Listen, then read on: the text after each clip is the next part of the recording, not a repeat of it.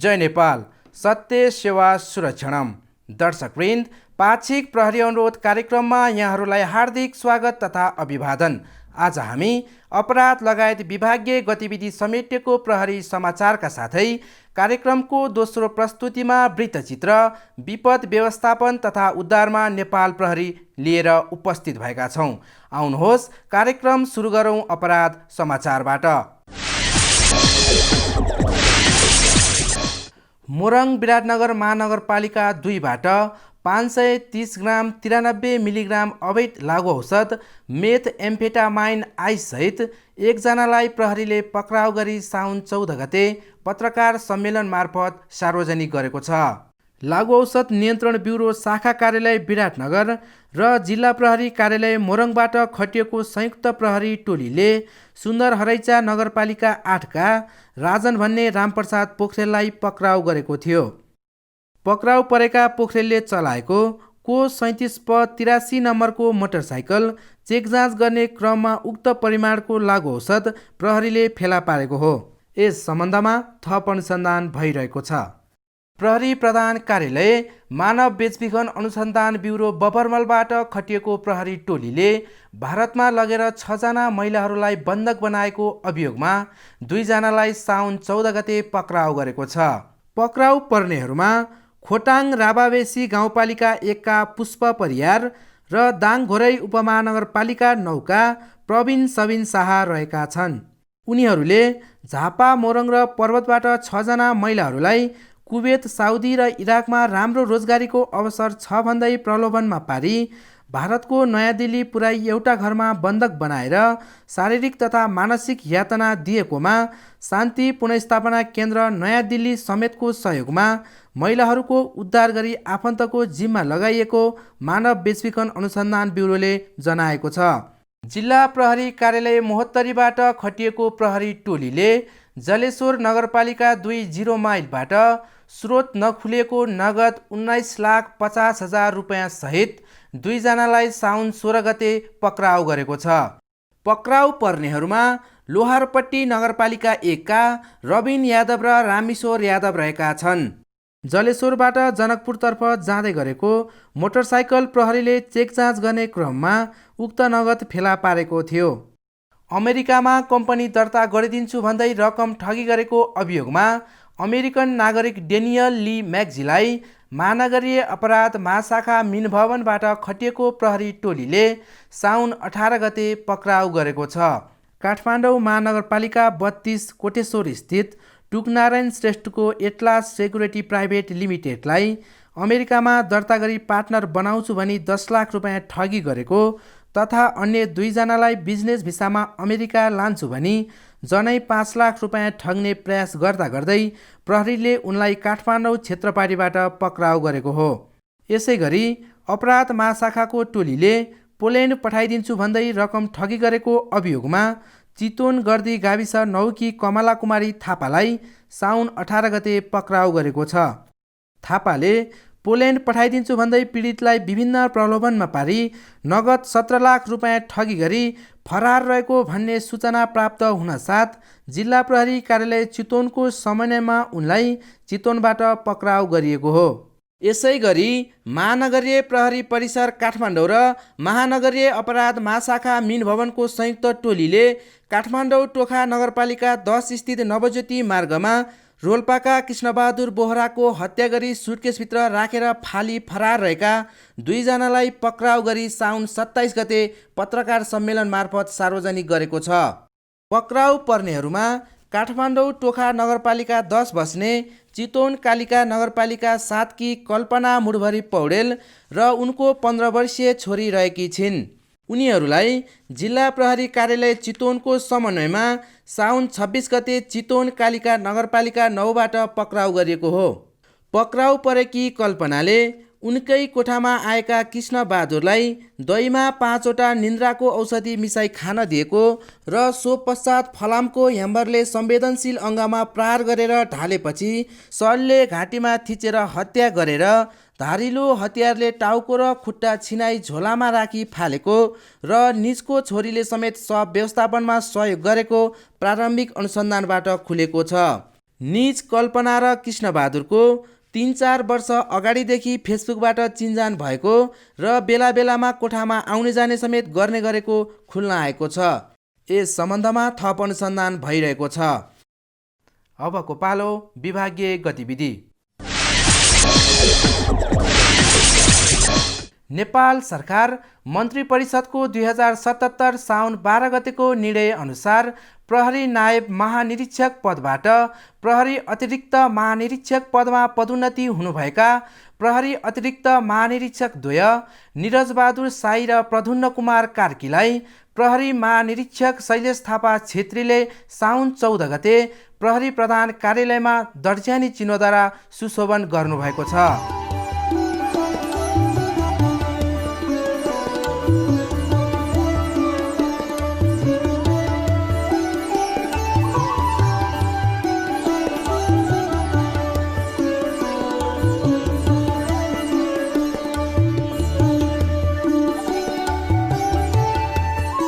उक्त अवसरमा नेपाल सरकार सचिव स्तरको 2077 साउन 12 गतेको निर्णय अनुसार प्राविधिक प्रहरी नायब उपरीक्षक पदबाट प्राविधिक प्रहरी उपरीक्षक पदमा पदोन्नति हुनुभएका प्रहरी अधिकृतहरू पशुपति कुमार राय र श्यामकुमार मण्डल पनि दर्ज्यानी चिन्हद्वारा सुशोभित हुनुभएको थियो।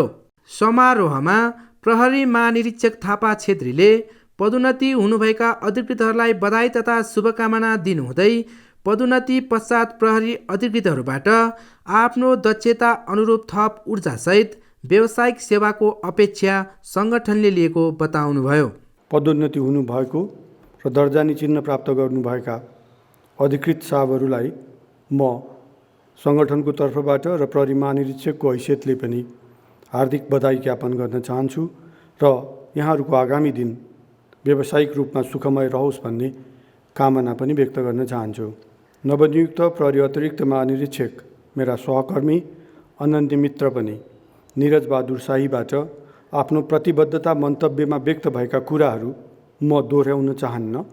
ती कुराहरूलाई हामीले पालना गर्न सक्यौँ भने र त्यसलाई आत्मसात गरेर जीवनमा पद्धतिको रूपमा विकास गर्न सक्यौँ भने त्यसले निसन्देह प्रहरी सङ्गठनलाई एउटा ऊर्जा प्रदान गर्नेछ र यसले एउटा हाइट ग्रहण गर्नेछ भन्ने पनि मलाई लागेको छ। कार्यक्रममा पदोन्नति हुनुभएका अधिकृतहरूको तर्फबाट मन्तव्य व्यक्त गर्नुहुँदै प्रहरी अतिरिक्त महानिरीक्षक निरजबहादुर शाहीले सङ्गठनको नीति निर्देशन र आदेशप्रति सदैव कर्तव्यनिष्ठ रही सङ्गठनको बृहत्तर हित र गरिमालाई थप उचाइमा लैजान मन वचन र कर्मले कटिबद्ध रही काम गर्ने प्रतिबद्धता व्यक्त गर्नुभयो।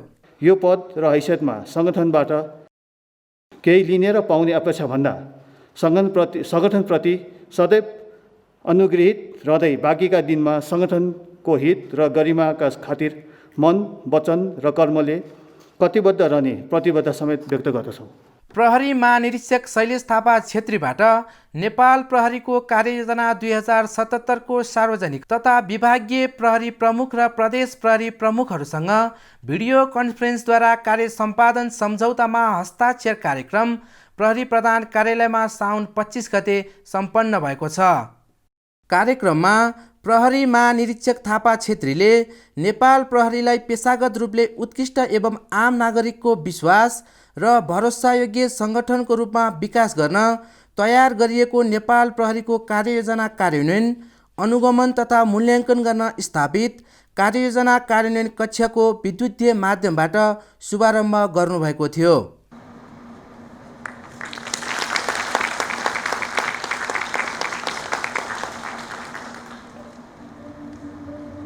उक्त अवसरमा प्रहरी महानिरीक्षक थापा छेत्रीले नेपाल प्रहरी अस्पतालका मेडिकल डाइरेक्टर, प्रहरी प्रधान कार्यालय स्थित विभागीय प्रमुखहरू, राष्ट्रिय प्रहरी प्रशिक्षण प्रतिष्ठान महाराजगञ्जका कार्यकारी निर्देशक र महानगरीय प्रहरी कार्यालय रानीपोखरीका प्रमुखसँग कार्य सम्पादन सम्झौता पत्रमा हस्ताक्षर गर्नुका साथै 7वटै प्रदेश प्रहरी कार्यालयका प्रमुखहरूसँग समेत भिडियो कन्फरेन्स मार्फत कार्य सम्पादन सम्झौता पत्रमा हस्ताक्षर गर्नुभएको थियो। कार्यक्रममा प्रहरी महानिरीक्षक थापा छेत्रीले उक्त कार्ययोजनाको उद्देश्य र लक्ष्यबारे जानकारी दिनुहुँदै सधैँजसो आम नागरिकको चासो र सरोकारको विषय बन्ने गरेको प्रहरी सेवा रणनीतिक, योजनाबद्ध, निरन्तर र परिमाणमुखी हुनुपर्ने अवधारणा अनुरूप 14वटा विशेष लक्ष्य र 157वटा क्रियाकलापहरू समेटेर तयार गरिएको कार्ययोजनाले आगामी दिनमा नेपाल प्रहरीलाई मार्गनिर्देशन गर्ने बताउनुहुँदै विश्वव्यापी महामारीको रूपमा रहेको कोभिड-19लाई नेपाल प्रहरीले चुनौतीको रूपमा सामना गरिरहेको अवस्थामा सङ्क्रमित प्रहरी कर्मचारीको आत्मबल बढाउनका लागि विशेष पहल गर्न सम्बन्धित प्रमुखहरूलाई निर्देशन दिनुभएको थियो। नेपाल प्रहरी कुन मार्गतर्फ अग्रसर हुन्छ भन्ने कुराको निर्धारण यो कार्ययोजना 2077ले गर्छ। यो कार्ययोजना बनाउनको निम्ति सतत प्रयत्नशील रहनुभएका अफिसर साहबहरूप्रति म यो अवसरमा कृतज्ञता ज्ञापन गर्न चाहन्छु।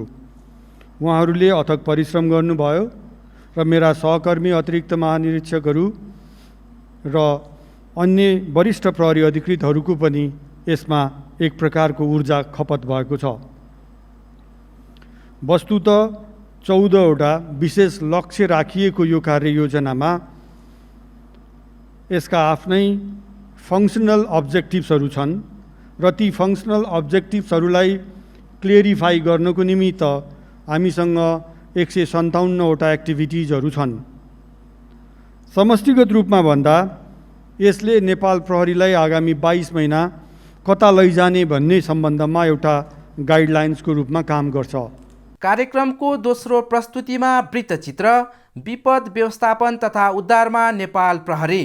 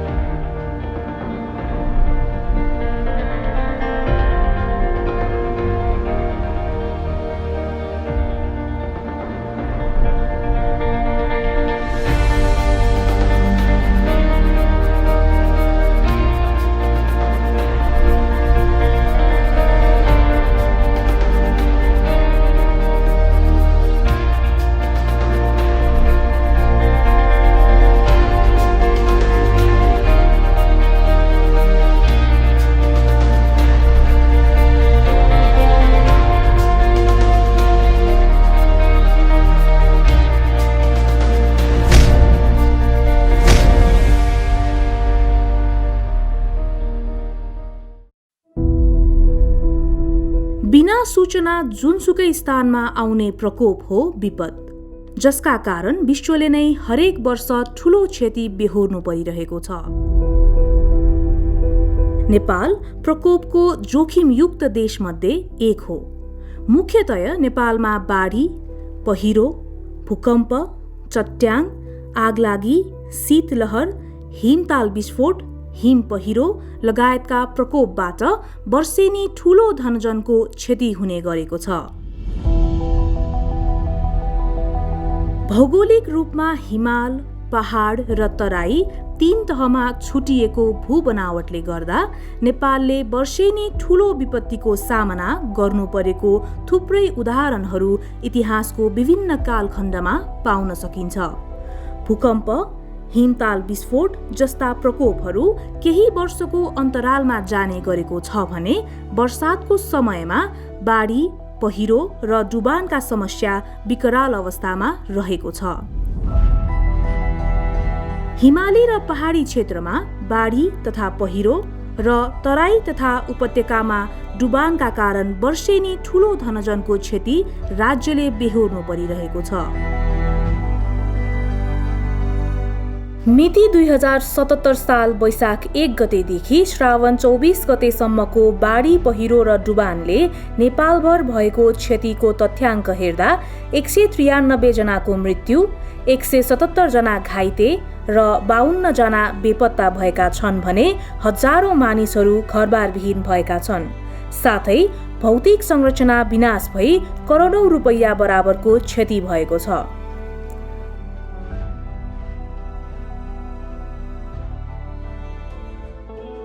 विपद न्यूनीकरण गर्न तथा विपदबाट हुने जोखिमको व्यवस्थापन एवं उद्धार लगायतका कार्य गर्न प्रत्यक्ष रूपमा गृह मन्त्रालय अन्तर्गत विपद व्यवस्थापन महाशाखा र सो अन्तर्गतका शाखाहरू सक्रिय रहेका छन् भने विपदको न्यूनीकरण तथा व्यवस्थापनमा अन्य विभिन्न मन्त्रालयहरू, विभाग, स्थानीय तह र सरकारवाला निकायहरूको सहभागिता रहिआएको छ।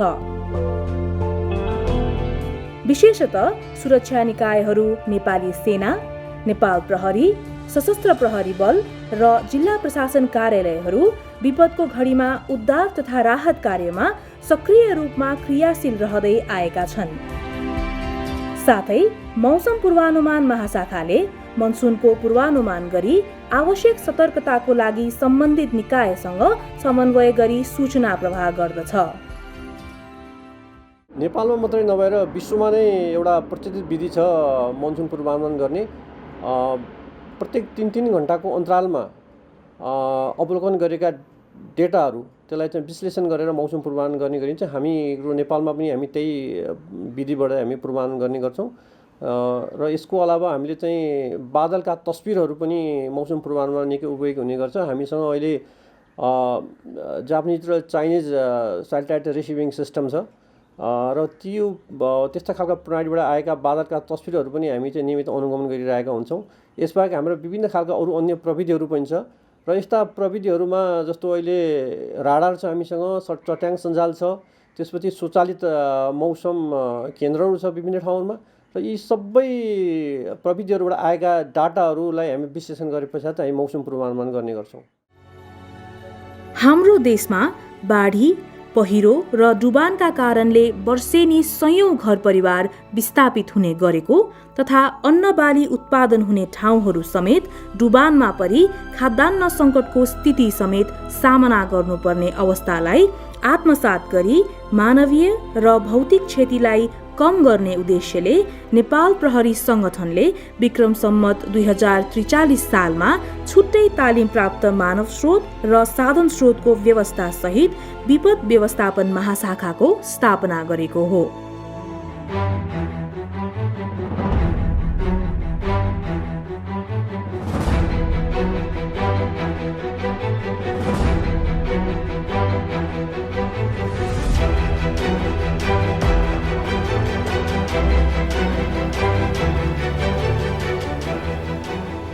अहिले 7 वटै प्रदेशमा नेपाल प्रहरीको विपद व्यवस्थापन टोली उद्धार कार्यका लागि तैनात रहेको छ।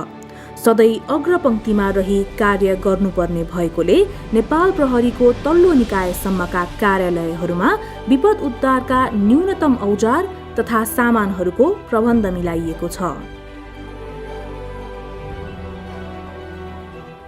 नेपाल प्रहरीमा अहिले 1322 जना डेडिकेटेड विपद प्रतिकार्यकै लागि दरबन्दी भएका कर्मचारीहरू र दक्ष कर्मचारीहरू रहेको छ, जसमध्ये विपद महाशाखामा 447 जना र 7 वटै प्रदेशमा प्रहरी निरीक्षकको कमान्डमा 125 जना दक्ष प्रहरी कर्मचारीहरू आवश्यक स्रोत साधनहरूसित हामीले खटाएका छौँ र यी प्रहरी कर्मचारीहरू महाशाखामा तपाईँको 3 वटा प्लाटुन 24 घण्टा तयारी अवस्थामा रहेको र बाँकी चाहिँ स्ट्यान्ड बाईमा रहेको।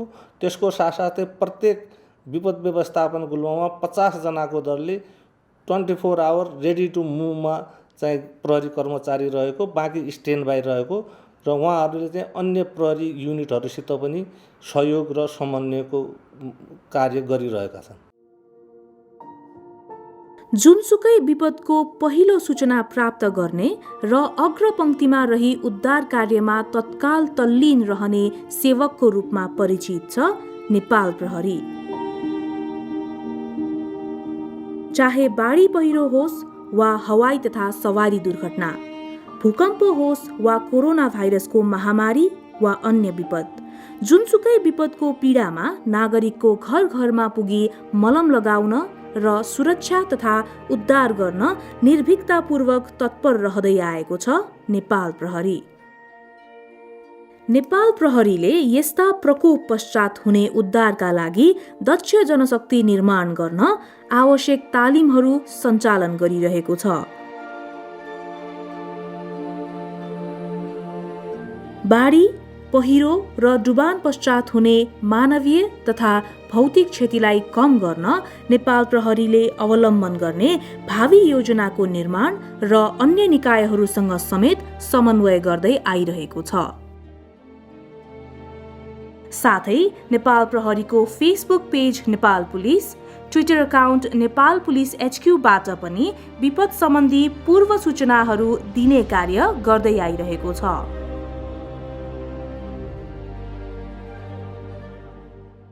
नेपाल प्रहरीले बाढी, पहिरो, उद्धार तथा व्यवस्थापनको लागि प्रहरी प्रधान कार्यालयले मनसुन आपतकालीन कार्ययोजना तयार गरेर मात्र सम्पूर्ण प्रहरी कार्यालय पठाई अहिले त्यही कार्ययोजना अनुसार चाहिँ नेपाल प्रहरी परिचालन भइरहेको अवस्था छ। विपद प्रकोपको बारेमा सूचना खबर प्राप्त भइसकेपछि छिटोभन्दा छिटो उद्धार कार्यमा परिचालित हुन र आवश्यक समन्वयको लागि सम्पूर्ण प्रदेश प्रहरी कार्यालय तथा जिल्ला प्रहरी कार्यालयसम्म सिनियर प्रहरी अधिकृतहरूलाई फोकल पर्सन तोकिएको अवस्था छ। फोकल पर्सनले विपदको समयमा गरिने खोजी तथा उद्धार, पुनर्स्थापना एवं व्यवस्थापन लगायतका सम्पूर्ण कार्यलाई सहज तथा प्रभावकारी बनाउनको लागि सरकारवाला निकायहरूसँग निरन्तर समन्वय गर्ने व्यवस्था मिलाएको छ। विपदबाट हुने क्षति कम गर्न र विपद जोखिम न्यूनीकरणको प्रमुख उपाय नै सावधानी हो। यसका अतिरिक्त प्राकृतिक सम्पदाको अत्यधिक दोहन हुन नदिने, व्यवस्थित सहरीकरणको विकास गर्ने, भू उपयोग नीतिको प्रभावकारी कार्यान्वयन गर्ने, नदी खोला छेउमा निर्माण हुने वासस्थान नियन्त्रण गर्ने, ठूला नदीहरूमा बाढी आउनु पूर्व सूचना साइरन प्रणालीको प्रचार प्रसारलाई प्रभावकारी बनाउने र उद्धार तथा राहतमा खटिने मानव स्रोतलाई निरन्तर तालिम गराई तयारी अवस्थामा राख्नु जरुरी छ।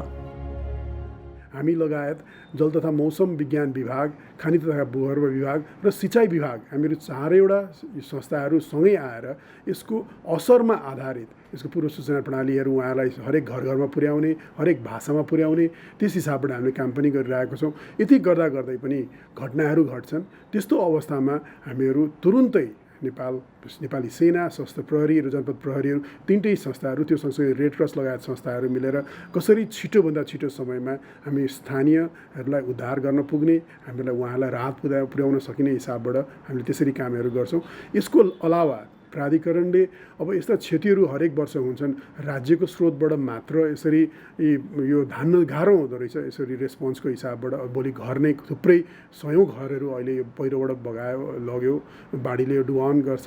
यस्तो चिजहरूलाई आर्थिक स्रोतको व्यवस्था गर्नलाई हामीले डिजास्टर रिस्क फाइनेन्सिङ भनेर अर्थ मन्त्रालय, गृह मन्त्रालय, हामीहरूको मन्त्रालयले यसलाई अगाडि लिएर जाँदैछौँ, जसले गर्दाखेरि बिमा जस्ता टुल्सहरू प्रयोग गरेर यसको निजी क्षेत्र, सरकारीमा पनि सङ्घीय सरकार, प्रादेशिक सरकार, स्थानीय सरकार र त्यो घर अथवा त्यो व्यवसायले पनि यसको जोखिमलाई बाँड्ने, त्यसको लसेसहरूलाई बाँड्ने, त्यो हिसाबबाट भोलि घर भत्किहाल्यो भने पनि, भोलि घर बगाइहाल्यो भने पनि त्यसको प्रिमियम तिरे बापत हामीहरूले अहिले जस्तो राहतको हिसाबबाट 2 लाख 3 लाख मात्र होइन कि त्यो पुरै घर फेरि जस्ताको जस्तै बनाउन सक्ने, त्योभन्दा राम्रो बनाउन सक्ने र त्योभन्दा सुरक्षित स्थान बनाउन सक्ने हिसाबबाट डिजास्टर रिस्क फाइनेन्सिङ लगायतका हामीले कार्यक्रमहरू पनि अगाडि बढाएका छौँ। बाढी, पहिरो लगायत अन्य प्रकोपहरूबाट जोगिनका लागि हामी आम नागरिकले समेत बेलैमा सचेत हुन जरुरी देखिन्छ। अव्यवस्थित सहरीकरण र विकास निर्माणका कामलाई व्यवस्थित तरिकाले अगाडि बढाउन सकेमा बाढी, पहिरो जस्ता विपदहरूबाट हुने क्षतिबाट सुरक्षित हुन सकिन्छ। त्यसैगरी वन जङ्गल फडानीका कारण आउन सक्ने पहिरोका सम्बन्धमा समेत आम नागरिकलाई सचेत बनाउन जरुरी छ। त्यसैले उजाड तथा भिरालो ठाउँहरूमा वृक्षारोपण गरेर पहिरोको जोखिमलाई न्यूनीकरण गर्न सकिन्छ। नेपाल सरकारले बाढी, पहिरोका कारण हुने क्षति न्यूनीकरण गर्ने क्रममा जल उत्पन्न प्रकोप नियन्त्रणका लागि विशेष नीति तर्जुमा गरी सडक छेउछाउ बोट बिरुवा लगाउने, आकाशे पानीको उचित निकास, वृक्षारोपण, पक्की तटबन्ध निर्माण, प्रकोपपछिको खोजी, उद्धार, राहत स्थानान्तरण र घाइतेहरूको स्वास्थ्य उपचारको व्यवस्था जस्ता कार्यहरू अगाडि बढाइरहेको छ। आपद विपद आएको बेलामा चाहिँ पक्कै पनि नेपाल प्रहरीलाई चाहिँ छिटोभन्दा छिटो सम्पर्क गर्नु भन्न चाहन्छु, किनभने उहाँहरूले चाहिँ हामीले विगतमा पनि देखिरहेका छौँ कि कस्तो कस्तो सिचुएसनमा पनि उहाँहरूले चाहिँ गएर आफ्नो ज्यान जोखिममा राखेर धेरै ठाउँहरूबाट धेरै उद्धार गर्नुभएको छ। सो यस्तो बेलामा चाहिँ हो आत्तिन्छ, के गरौँ थाहा हुँदैन, तर यस्तो बेलामा चाहिँ नजिकभन्दा नजिक जो प्रहरी हुनुहुन्छ, जहाँ कार्यालय छ, त्यहाँबाट चाहिँ हेल्प मगाउनु भयो भने चाहिँ आफूलाई धेरै राहत मिल्छ र रिस्क पनि अलिकति नियन्त्रण हुन्छ जस्तो लाग्छ मलाई। र यही क्रममा नेपाल प्रहरीको कुरा गर्दा मैले अघि भनि पनि हालेँ, कतिचोटि यस्तो कुराहरू सुन्नमा आउँदाखेरि, जब कतै बाढी आयो, कतै पहिरो आयो भनेर सुन्न आउँदाखेरि चाहिँ नेपाल प्रहरी चाहिँ हरदम त्यहाँनिर एकदम छिटोभन्दा छिटो पुगेको हामीले देखेका छौँ र सक्दो हेल्प गरेर, सक्दो उद्धार गरेर कसरी हुन्छ हाम्रो देशको जनतालाई चाहिँ सुरक्षित राख्नमा उहाँले ठुलो योगदान दिनुभएको छ। अहिले हरेक नेपालीको हातमा मोबाइल फोन छ प्राय, कतै कुनै ठाउँमा चाहिँ बाढी पहिरो जाने सङ्केत देख्न साथै चाहिँ तुरुन्तै नजिकको प्रहरी चौकीमा र प्रहरीलाई जानकारी गराउन सकियो भनेदेखि चाहिँ यसबाट चाहिँ ठुलो विपदबाट चाहिँ जोगिन सक्ने भएको हुनाले म नेपाली दाजुभाइ दिदीबहिनीहरूलाई पनि के आग्रह गर्न चाहन्छु भनेदेखि तपाईँहरूको हाम्रो गाउँघरमा कतै त्यस्तो देखियो भनेदेखि तुरुन्तै हामी प्रहरीलाई खबर गरौँ र हामीले तुरुन्तै गर्न सकेको खण्डमा धेरै नेपालीहरूको ज्यान बच्न सक्ने सम्भावना हुन्छ। नेपाल सरकारबाट भावी दिनमा प्रकोप प्रभावित क्षेत्रको पहिचान गरी त्यस्ता ठाउँमा प्रकोप नियन्त्रण गर्न अझ प्रभावकारी रूपमा अल्पकालीन, मध्यकालीन र दीर्घकालीन योजनाहरूको तर्जुमा गर्दै बढी जोखिम भएको ठाउँमा ग्रीष्म ऋतुको समयमा नै पक्की तटबन्ध निर्माण गरी तारजाली राख्ने र ढल, नहर तथा बाँधहरूको मर्मत सम्भार गर्न सकेमा प्रकोपजन्य जोखिमलाई कम गर्न सकिन्छ। 39 सालमा बनेको ऐन थियो जसले उद्धार र राहतमा फोकस गर्थे पनि अहिलेको ऐनको नामै विपद जोखिम न्यूनीकरण तथा व्यवस्थापन ऐन छ, जसले गर्दा अब हामीले पूर्ण रूपमा प्राकृतिक विपदलाई रोक्न सक्दैनौँ, तर त्यसबाट आउने क्षतिलाई कम गर्न सक्छौँ, कम गर्न सकिन्छ र गर्नुपर्छ भन्ने मान्यतामा काम गरिरहेका छौँ। यो काम भनेको एक्लो गृह मन्त्रालय, एउटा सुरक्षा निकायको काम मात्रै होइन। विपद व्यवस्थापन भनेको एउटा व्यक्तिले मेरो आफ्नो घरभित्रको जोखिम कसरी कम गर्न सक्छु र एउटा समुदायले, एउटा समाजले, यसै गरी स्थानीय तह, यसै गर्दै सम्पूर्ण जुन निकायहरू छन् यसमा संलग्न प्रत्यक्ष र अप्रत्यक्ष सबैले विपद, किनभने विपद भनेको कुनै एउटा घन्टी बजाएर पनि आउँदैन, जति बेला पनि हामी हिँड्दै पनि पुग्नुपर्छ। त्यसैले यी सबैको व्यक्तिदेखि राज्यसम्मको भूमिका हो र सबैले मिलेर काम गऱ्यौँ भने भविष्यमा पनि विपद जोखिम न्यूनीकरण गर्ने र विपद यदि गर्दा पनि टार्न सकिन्न त्यसको प्रतिकारको तयारी गर्ने बाहेक अर्को विकल्प छैन। 2072 सालको भूकम्पको बेलामा होस् वा अन्य प्रकोपको बेलामा उद्धार कार्यका लागि नेपाल प्रहरी, अन्य सुरक्षा निकाय, सामाजिक सङ्घ-संस्था, राजनैतिक दलका भातृ सङ्गठनहरू र समुदायको सक्रिय सहयोग र सहभागिता रहँदै आएको छ। यसरी नै सरकारवाला सबै निकायहरूको सामूहिक एकता र प्रतिबद्धता भएको खण्डमा वर्षायाम सुरु भएसँगै आउने बाढी, पहिरो र डुबानका कारण उत्पन्न जोखिम व्यवस्थापनमा सहज हुन सक्ने देखिन्छ। विपद उद्धारमा खटिने सम्पूर्ण प्रहरी कर्मचारीहरूले विपद उद्धार सम्बन्धी कार्य सम्पादन गर्ने क्रममा प्राप्त ज्ञान, सिप अनुसार कौशलतापूर्वक विपद खोज तथा उद्धार कार्य प्रभावकारी ढङ्गबाट सम्पादन गर्नुस्। उद्धार कार्यमा खटिँदा आफ्नो व्यक्तिगत सुरक्षालाई समेत ध्यान दिनुस्। उद्धार कार्यको प्रगति विवरण तत्काल सम्बन्धित निकायमा जाहेर गर्नुस्। विपद उद्धार सम्बन्धी क्षेत्रमा कार्य गर्ने अन्य निकायहरूसँग निरन्तर समन्वय गर्नुस्। साथै म सम्पूर्ण दाजुभाइ दिदीबहिनीहरूलाई समेत विनम्रतापूर्वक अनुरोध गर्न चाहन्छु कि विपदका घटनाहरूको बारेमा तपाईँले तत्कालै नजिकको प्रहरी कार्यालयलाई जानकारी गराउनुहोस्। अर्ली वार्निङ सिस्टमबाट प्राप्त पूर्व सूचनाहरूको पालना गर्नुहोस्, सजग रहनुहोस्। साथै आवश्यकता अनुसार उद्धार कार्यमा प्रहरी कर्मचारीलाई सहयोग गर्नुहोस्। हुन सक्ने सम्भावित खतराहरूबाट बच्न र बचाउन आफ्नो तर्फबाट सावधानी अपनाउनुहोस्।